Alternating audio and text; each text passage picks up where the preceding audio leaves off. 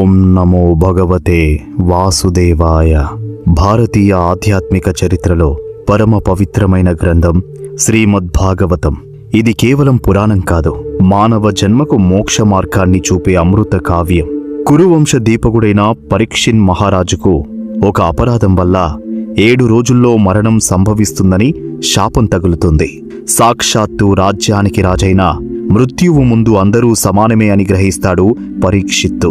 తనకున్న ఆ 7 రోజుల్లో ఏమి వింటే ముక్తి లభిస్తుంది, మరణించబోయే మనిషి కర్తవ్యం ఏమిటి అని వెతుకుతూ గంగానదీ తీరానికి చేరుకుంటాడు.